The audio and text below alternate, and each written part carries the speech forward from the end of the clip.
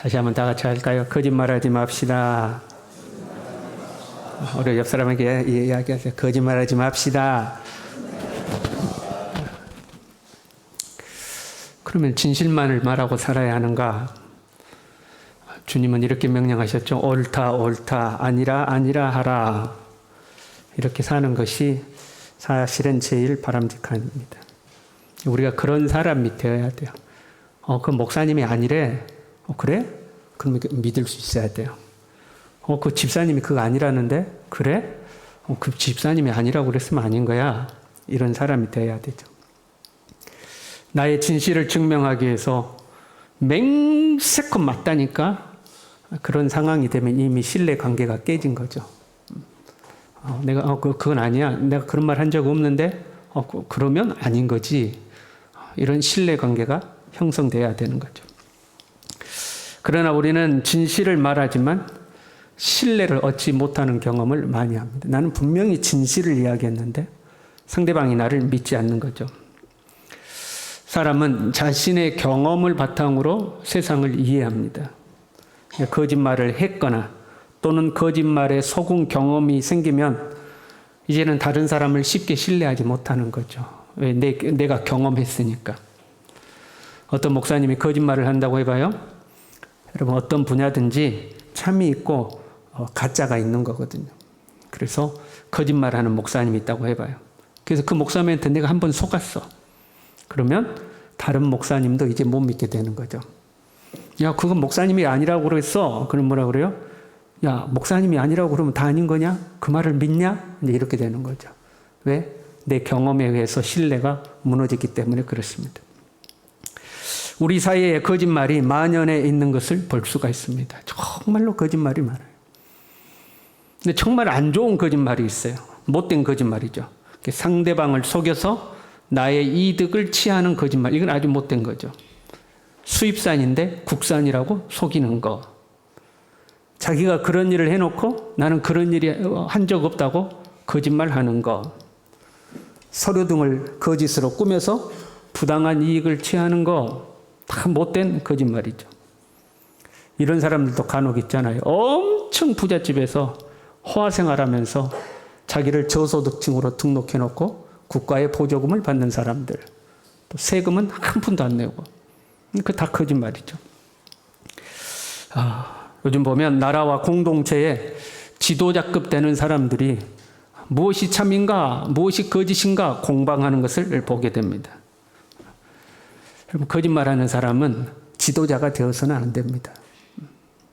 어떻게 믿겠어요? 거짓말을 하는데. 그런데 거짓말이 아닌데도 진실도 아닌 경우들도 있습니다. 그 거짓말도 아닌데 진실도 아닌 경우들도 있어요. 집 앞에서 이웃을 만났어요. 우연히 이웃을 만나서 이야기를 하다 보니까 대화가 길어졌어. 대화가 길어졌어. 그랬더니 상대방이 이렇게 이야기해요. 들어가셔서 차라도 한잔 하실래요? 그래요. 그럼 가서 차 마셔야 돼요? 안 마셔야 돼요? 지금 뭔 소리 하는지 모르겠어요? 집 앞에 만나서 이야기를 하다가 이야기가 길어졌어요. 내가 막 이야기를 해. 그 상대방이 차라도 한잔 하실래요? 그래요. 그럼 어떻게 해야 돼요? 1번, 난 들어가서 차 마신다. 1번. 나는 아니라고 하고 그냥 간다. 2번. 1번 손 들어봐요. 차 한잔 한다는데 안 들어가요? 우리 장남입니다. 나는 안 들어간다. 2번. 손 안 든 사람은 뭐요? 그냥 집 앞에서 계속 이야기할 거예요? 그때 교토대화법이라는 재밌는 영상을 봤어요.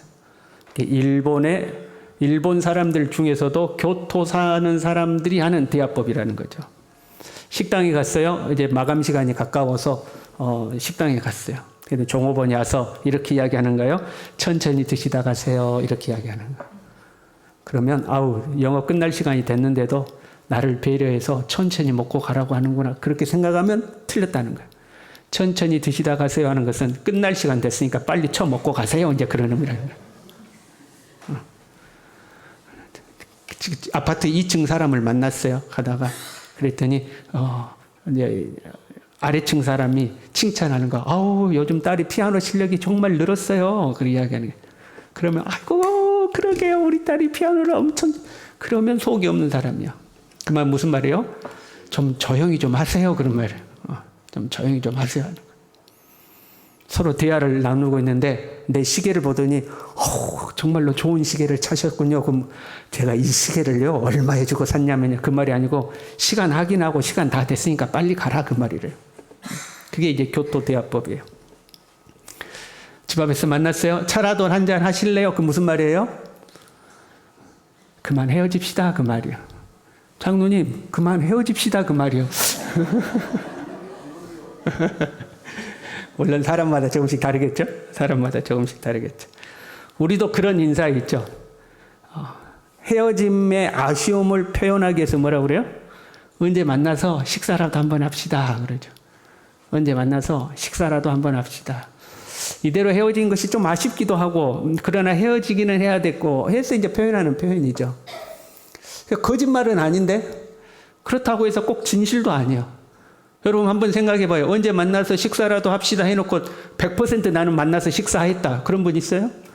인사치레로 하는 경우가 있죠. 직접적인 거짓말, 아주 못된 거짓말이죠. 남을 속여서 이득을 취하는 것. 또는 간접적인 거짓말.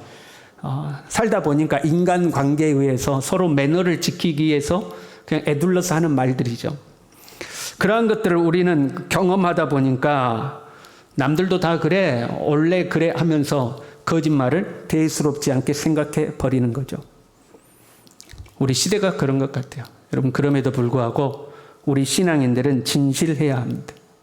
너희 의가 서기관이나 바리새인보다 낫지 아니하면 결단코 천국에 들어갈 수 없다 그랬어요.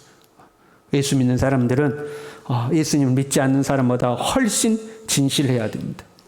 그러니까 저와 여러분이 속해 있는 각 분야에서 저 사람이 말하면 그건 사실이야. 이런 평가를 받을 수 있어야 돼.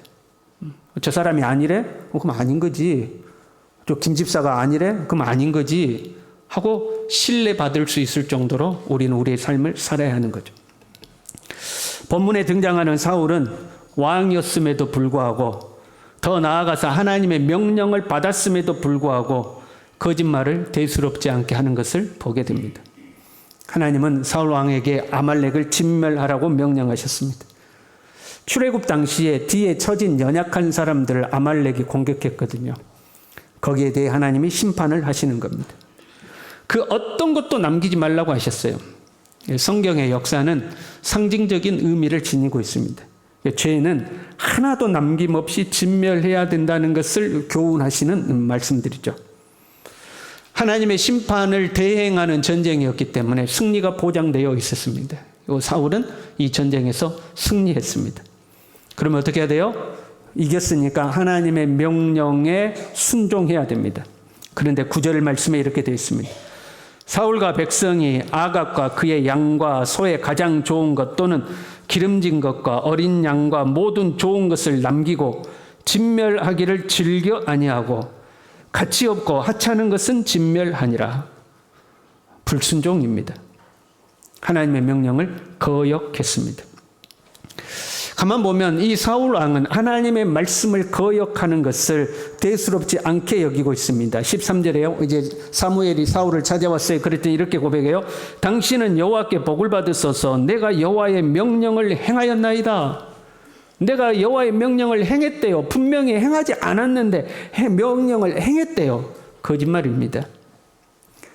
사무엘이 묻습니다. 그러면 내 귀에 들리는 이 양의 소리와 내게 들리는 소의 소리는 어찌 됨이니까? 그랬더니 이렇게 또 이야기해요. 그것은 무리가 아말렉 사람에게서 끌어온 것인데 백성이 당신의 하나님 여호와께 제사하려 하여 양들과 소들 좋은 것 중에서 가장 좋은 것을 남긴 것이요 그 외의 것은 우리가 진멸하였나이다. 이 또한 거짓말입니다. 하나님께 제사하려고 남긴 것이 아닙니다. 또 백성들만이 그렇게 주장한 것도 아닙니다. 9절에 뭐라고 됐어요? 사울과 백성이 진멸하기를 즐겨 아니했다 이렇게 돼 있어요. 백성이 그런 게 아니라 사울 왕도 그렇게 원했어요. 9절에 보면 제사하려고 가져왔다는 표현이 없어요. 그냥 좋은 것을 진멸하기를 기뻐하지 않았다고 그랬어요. 아이고, 이렇게 좋은 것을 죽이냐? 아이고, 이렇게 좋은 것을 버리냐? 그래서 안 했다는 거예요. 욕심이 나서 진멸을 안 한 거예요. 사무엘은 그 점을 지적합니다. 19절에요. 어찌하여 왕이 여호와의 목소리를 청종하지 아니하고 탈취하기에만 급하여 여호와께서 악하게 여기시는 일을 행하였나이까? 탈취하기에 급했다는 거예요. 하나님께 제사 드리려고 치렸다 그 말이 아니에요. 탈취하기에 급급했다는 거예요. 저 좋은 것을 버리면 되냐? 저 좋은 것을 죽이면 되냐? 하고 그걸 잡았다는 거죠. 그럼에도 사울왕은 또 거짓말합니다. 20절에요. 나는 실로 여호와의 목소리를 청종하기는 뭘 청종했어요? 안 했지. 여호와께서 보내신 길로 가서 아말렉 왕 아각을 끌어왔고, 끌어오면 안 되잖아요. 진멸하라고 그랬잖아요. 그런데 끌어왔고 여호와의 말씀을 청종했다는 거예요. 말이 안 맞아요. 청종했으면 진멸해야 되는데 청종해서 끌어왔대요. 거짓말이죠.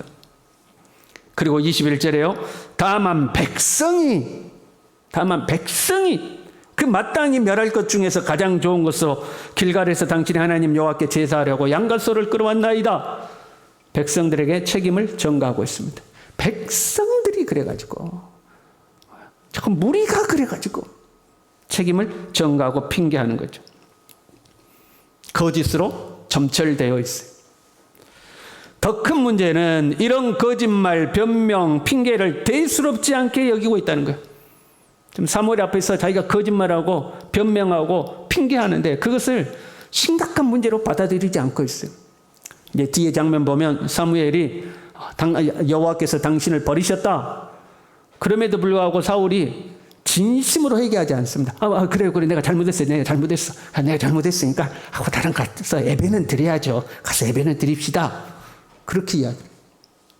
그럼에도 사무엘이 가려고 하니까 사무엘의 옷자락을 잡아요. 옷이 찢어집니다. 당신의 나라가 이렇게 둘로 나눠질 것입니다. 알았으니까 일단 가서, 당신 가면 내 체면이 어떻게 돼요? 백성들 다 모여 있는데 일단 가서 예배는 드립시다. 심각하게 받아들이지 않는 거예요. 왜 그럴까? 가만 보면 이 사울은 자신의 생각이 사무엘의 생각보다 더 옳다고 생각하고 있습니다.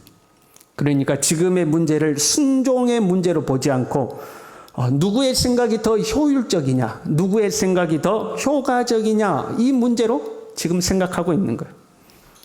한번 생각해 봐요. 여러분이 직장 생활 한다고 해봐요. 부장님이 이야기하는 거예요. 내가 없을 동안 이 문제는 이렇게 처리하세요 하고 부장님이 갔어요. 그래서 여러분이 대리인데 대리가 일을 하려고 보니까 이렇게 하는 것보다 저렇게 하는 게 더 좋은 것 같아. 그래서 과장님한테 얘기해요. 과장님, 이것은 저렇게 하는 게 더 좋을 것 같은데요. 그랬더니 과장님이 뭐라 그래요? 그럼 저렇게 해. 내가 나중에 부장님한테 이야기할게. 이런 경우 생기죠. 왜 그래요? 순종의 문제가 아니라 뭐의 문제로 보는 거예요? 효율성의 문제라고 보는 거. 이렇게 하는 게 더 효율적이니까 일단 그렇게 하고 나중에 부장님한테 이야기하면 되지. 이제 이렇게 하는 거죠. 교회에서도 그래요. 권사님, 제가 이야기하는 권사님, 이 문제는 이렇게 하세요 라고 이야기했어요. 권사님이 그 얘기를 하다 보니까 저렇게 하는 게 더 나은 것 같은 거야. 마침 장로님 있으니까 장로님, 목사님이 이렇게 하라고 했는데 저렇게 하는 게 더 좋은 것 같은데 그랬더니 장로님 가만 들어보니까 그 말이 맞거든요. 그 뭐라고 그래요? 그러면 저렇게 하세요. 내가 목사님께 이야기 잘할게요. 그렇게 하는 거죠. 왜 그래요? 순종의 문제가 아니라 뭐의 문제니까? 효율성의 문제니까. 그런 경우 우리가 그렇게 문제를 처리할 수가 있는 거죠. 그러면 사울은 왜 사무엘의 명령보다 자신의 생각이 더 옳다고 생각했을까? 이게 간단한 문제가 아니에요. 전쟁을 위해서 백성을 소집했어요. 그런데 15장 4절에 보면 21만 명이 모였어요. 여러분, 전쟁이 하루에 끝납니까? 오늘 모여! 오늘 전쟁하자! 오늘 끝! 이게 아니죠. 당대의 전쟁의 양상을 보면 최소 3개월입니다. 아무리 짧아도 3개월 이상이 걸립니다. 군대를 모으고 조직하고 또 부대별로 분배하고 훈련하고 이동하고 해야 되잖아요. 21만 명의 병력을 여러분 3개월 유지하려면 비용이 얼마가 들어갈까요? 21만 명을 3개월 유지하는 한 끼 5,000원 잡고요. 100일 유지한다면 3,150억이 듭니다. 한 달 먹는 것만 해서 3,000억이요. 석 달 하는데. 그 전쟁을 빨리 끝내서 한 달에 끝낸다 해도 1,000억이라는 비용이 들어가는 거예요. 그건 식비일 뿐입니다. 그에 전쟁 비용이 더 있겠죠. 무기가 있어야 되죠. 텐트도 있어야 되죠. 갑옷도 있어야 되죠. 의료 수단도 있어야 되죠. 운반 장비들도 있어야 되죠. 그렇잖아요. 전쟁이란 엄청난 돈이 들어가는 거예요. 짐승을 남긴 이유가 여기에 있는 거예요. 짐승은 운반 수단이면서 동시에 식량이 될 수 있거든요. 근데 짐승을 남긴 거예요. 15절에 백성들이 하나님께 제사하려고 남겼다고 고백했어요. 그런데 사무엘은 탈취하기에 급했다고 그랬어요. 이게 신앙적 이유로 남긴 것이 아니라 탈취했다는 거예요. 왜 탈취했을까요? 전쟁 비용을 충당해야죠. 전쟁하느라고 돈이 얼마나 들었는데. 왜 돈이 들어도 전쟁을 합니까? 전쟁이 끝나고 나면 전쟁 비용을 충당할 수가 있거든요. 승리하면 더 많은 것을 노획물로 가져갈 수가 있는 거예요. 그들의 재산을 빼앗고 그 다음에 더 중요한 노획물이 뭐냐면 포로입니다. 노예로 사는 거죠. 그 노예를 부릴 수도 있고 팔 수도 있고. 그런데 하나님은 모든 것을 다 진멸하라고 한 거예요. 손해가 이만저만이 아니었습니다. 실제로 백성들이 요구했을 수 있어요. 분명히 요구했겠죠. 백성들이 만약에 하나님의 명령으로 이루어진 성전이기 때문에 자발적으로 참여했을 수도 있어요. 그렇다고 해서 백성들이 손해가 없는 것 아니에요. 전쟁 비용만 드는 것이 아니죠. 전쟁하느라고 그동안 생업에 종사하지 못해서 들어가는 손해가 또 있어요. 아니, 오늘 장날 가서 나물 팔면 돈 버는데 주님의 날이라고 교회 오면 못 판다 이 말이에요. 그럼 교회 가서 헌금했지? 나물은 나물대로 못 팔았지? 이게 손실이 생긴다 이 말이죠. 100번 양보해서 정말로 하나님 앞에 제사하기 위해서 그랬다고 쳐요. 그랬다고 쳐요. 그러면 전쟁 끝났어요. 전쟁 끝나서 승리했어요. 이제 전체 다 모여가지고 뭐 해야 돼요? 승리했으니까 뭐 해야 돼요? 설교는 듣고 계십니까? 전쟁 나가서 승리했어요. 그 다음 뭐 해야 돼 우리가? 축하 파티. 축하 파티 해야 돼요. 축하 파티. 그 파티 하기 전에 뭐예요? 1부. 2부 축하 파티. 1부는 뭐예요? 예배해야 될 거 아니에요. 하나님 예배 안 할 거요. 이 사람들 봐라. 1부 예배하고 2부 축하 파티 하는 거 아니에요. 1부 하나님 앞에 예배해야 돼. 예배하려면 재물이 필요하잖아. 자, 전체 모여서 다 예배 끝났어. 이제 집화별로 다 고향으로 돌아갔어요. 그럼 집화별로 예배 드려요, 안 드려요? 또 가서. 또 집화별로 또 예배 드릴 거 아니에요. 집화별로, 가족별로 예배 드릴까? 하나님 앞에 감사 예배. 전쟁 나가서 안 다치고 돌아가서 감사합니다. 하고 하나님께 예배하고 영광 돌려야 될 거 아니에요. 그때 재물이 또 필요하다 이 말이에요. 그 죽여 없애느니 어차피 들어가는 비용이니까 하나님 앞에 제사로 드리면 되지 않겠는가? 얼마나 합리적인 생각이에요.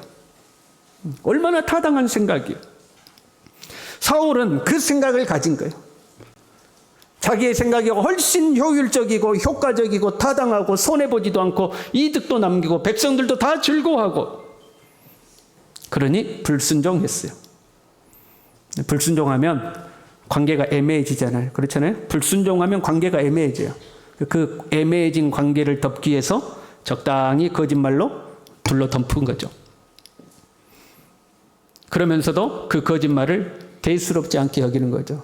이거는 내 생각이 훨씬 옳은 건데 그렇다고 또 사무엘 무시할 수도 없고 그러니까 적당히 거짓말 치면 나도 좋고 사무엘도 좋고 뭐 피차 좋은 거지 이렇게 생각하는 거죠. 그 아이들이 그런 거잖아요. 부모님이 7시 반 버스로 들어와 그랬어요. 근데 친구들하고 논이라고 7시 반은 너무 일러 더 놀고 싶은 거예요. 근데 친구들하고 더 놀 거야 그러면 허락을 안 해줄 것 같대. 그래서 적당한 핑계거리를 만들어가지고 뭐 너 선생님을 만났다거나 갑자기 누가 중요한 일이 생겼다거나 핑계를 거짓말을 하는 거죠. 그리고 놀고 들어오는 거죠. 그러면서 그 거짓말을 대수롭지 않게 생각하죠. 예요. 나도 놀 건 놀았고 부모님도 내 거짓말로 인해서 심각하게 생각하지 않을 거고 뭐 다 피차 좋은 게 좋은 거니까 뭐 그 정도 거짓말로 좋게 넘어가면 되는 거겠지 하고 생각하는 거죠. 그래서 거짓말을 한 거예요. 순종하기보다 자기의 생각이 옳다고 여긴 또 다른 사람이 있어요. 엘리사의 제자 게하시죠. 나아만이 와서 엘리사를 통하여서 요단강에 7번 몸을 담그고 몸이 깨끗해졌어요. 너무 고맙고 감사해서 나아만이 자기가 자기 나라에서 가지고 온 예물을 나아만에게 바치는 거예요. 엄청난 돈을 가지고 왔어요. 90억? 그런데 나아만이 바치는 그 예물을 엘리사가 한 푼도 안 받았어요. 당신이 나에게 주는 것은 동전 하나도 받지 않겠다고 돌려보냈어요. 그 당시에 흉년이 들어서 먹을 것이 없는 상황이었습니다. 선지 생도들이 공동체 생활을 하는데 먹을 것이 없어서 산으로 다 뿔뿔이 흩어져서 먹을 만한 풀이라든가 나무 뿌리라든가 그런 것들을 캐와가지고 죽 끓여가지고 풀죽 끓여 먹고 있던 시절이에요. 그러면 90억 가지고 왔으면 10분의 1, 9억이라도 받아야 될 거 아니에요. 아니, 그것도 1억이라도 받아야 될 거 아니에요. 아니, 안 그러면 돈 1,000만 원이라도 받아서 당장 끼니를 해결해야 될 거 아니에요. 그런데 한 푼도 받지 않고 돌려보냈어요. 그것을 본 게하시가 나아만을 뒤쫓아가서 이 한 3,000만 원 정도 되는 비용을 받아옵니다. 그때 게하시가 이렇게 고백해요. 열왕기하 5장 20절에 하나님의 사람 엘리사의 산 게하시가 스스로 이르되 내 주인이 이 아람 사람 나아만에게 면하여 주고 그가 가지고 온 것을 그의 손에서 받지 아니하였도다. 이 말은 무슨 말이냐면 내 스승 엘리사의 판단이 틀렸도다 그 말이에요. 내 스승의 판단이 틀렸다. 그 다음에 여호와께서 살아계심을 두고 맹세하노니 내가 그를 쫓아가서 무엇이든지 그에게서 받으리라. 내 판단이 옳다 이 말이에요. 내 스승의 판단이 틀렸고 내 판단이 옳다. 근데 여러분 한번 생각해 봐요. 자신의 생각이 정말로 옳다고 생각한다면 어떻게 해야 돼요? 스승에게 가서 스승의 허락을 구해야 되는 거예요. 선생님, 내가 생각해 봤을 때 이거는 옳지 않습니다. 다시 한번 생각해 주십시오. 이렇게 하는 게 더 낫지 않겠습니까? 라고 허락을 먼저 구해야 돼요. 그런데 게하시는 자신의 생각이 옳다고 주장하지만 사실은 떳떳하지 못했어요. 그래서 불순종하면서 그 불순종을 거짓말로 덮죠. 스승 몰래 가서 받아왔으면서 아무데도 안 갔습니다 하고 거짓말해요. 왜 사울왕은 불순종하고 거짓말하고 대수롭지 않게 여길까? 왜 그럴까? 자신의 판단이 사무엘의 판단보다 옳다고 생각한 그거 있어요. 게하시는 자신의 생각이 스승의 생각보다 더 옳다고 여긴 점이 분명히 있어요. 그러나 그것보다도 근본적으로는 자신의 거짓말을 하나님 앞에서 한 것이라고 생각하지 않고 있어요. 사무엘에게 거짓말하는 거지. 사무엘에게 적당히 이렇게 해서 좀 상황을 적당히 하려고 하는 거지 하나님께 거짓말한 것이 아니야라고 생각하는 거예요. 우리 스승님에게 적당히 둘러싸는 것이지 하나님께 거짓말한 것이 아니야라고 생각하는 거예요. 하나님이 사무엘에게 말씀하시고 사무엘이 사울왕에게 이야기한 것인데 사울은 사무엘이 자기에게 말한 것이라고 생각하고 있는 거예요. 그러니까 어떻게든지 사무엘만 설득시키면 된다고 생각하고 있는 거예요. 그래서 사울을 보면요, 전쟁이 끝나고 나서 사무엘을 의도적으로 피합니다. 12절에요. 사무엘이 사울을 만나려고 아침에 일찍이 일어났더니 사무엘이 사울을 만나려고 이제 아침 일찍 일어나 서둘러 출발해요. 당연히 전쟁에서 승리했으니까 사울 왕이 자기에게 보고하러 올 줄 알고 사무엘은 사울을 만나러 가는데 12절에 봤더니 사울이 갈멜에 이르러 자기를 위하여 기념비를 세우고 발길을 돌려 길갈로 내려갔다 하는지라. 발길을 돌려서 갔다 이렇게 돼 있죠. 여기서 말하는 갈멜은 저 북쪽에 있는 갈멜산을 말하는 게 아니고 유다 남쪽에 있는 갈멜이라는 지역을 말하는 거예요. 국경 근처에 있어요. 거기에서부터 발길을 돌려갔다 해서 돌리다라는 것은 길을 잘못 들었으니까 돌아가다 그 말이 아니에요. 우리 택시 탔는데 택시가 분명히 빨리 갈 수 있는 길이 있는데 그 길로 안 가고 멀리 돌아간다 이 말이에요. 그럼 우리가 뭐라고 그래요? 기사님이 돌아가세요 이렇게 이야기하죠. 그때 말하는 돌아간다는 말이에요. 분명히 사무엘을 만나러 갈 수 있는 길이 있음에도 불구하고 그 길을 안 가고 돌아갔다 이 말이에요. 왜요? 사무엘 만나고 싶지 않았어요. 왜 사무엘을 만나고 싶지 않았어요? 자기가 거짓말하고 있으니까. 사무엘의 명령에 순종하지 않았으니까 좀 관계가 껄끄럽거든요. 그러니까 돌아갔다는 거예요. 사무엘만 피해서 될 일이 아니었어요. 자신은 지금 하나님 앞에 서 있음을 알아야 하는 거예요. 그의 거짓말은 사람에게 하는 것이 아닙니다. 하나님께 거짓말하고 있는 거예요. 우리의 거짓말은 사람을 속이는 게 아니고 하나님을 속이는 거예요. 땅을 팔고 나서 거짓으로 보고했던 아나니아에게 사도들이 이렇게 이야기했죠. 사람에게 거짓말을 한 것이 아니요 하나님께로다. 너는 하나님께 거짓말하는 거다. 우리는요, 어디에서 무엇을 하든지 하나님 앞에 살아가고 있음을 항상 명심해야 돼요. 우리는 진실을 말해야 해요. 한 것은 했다고 말하고 안 한 것은 안 했다고 말해야 돼요. 거짓말을 하거나 없는 것을 보태서 이야기한다거나 다른 사람의 책임으로 핑계하고 전가해서는 안 되는 거예요. 우리는 하나님 앞에 서 있는 사람들이기 때문에 그래요. 거짓말을 하는 사람은요, 대수롭지 않게 여겼지만 그 결과는 참담했습니다. 사울은 하나님 앞에 버림받았습니다. 아나니아는 아내와 함께 그 자리에서 죽었습니다. 게하시는 나아만의 나병이 그에게 옮겨갔습니다. 모든 거짓말은 비참한 최후를 맞이하게 되는 거예요. 사랑하는 성도 여러분, 진실하게 살 수 있길 바랍니다. 진실되게 사십시오. 우리는 하나님 앞에서 사는 사람들입니다. 하나님 앞에서는 순종만이 있을 뿐입니다.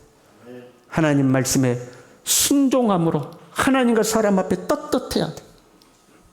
괜히 내 이 짧은 머리로 이렇게 하는 게 더 나은 거 아닌가? 이렇게 하는 게 더 효율적인 거 아닌가? 그러다가 하나님께 불순종하지 마시고 하나님의 말씀 앞에 진실되게 살아가는 저와 여러분 될 수 있기를 바랍니다. 우리 함께 찬양하겠습니다.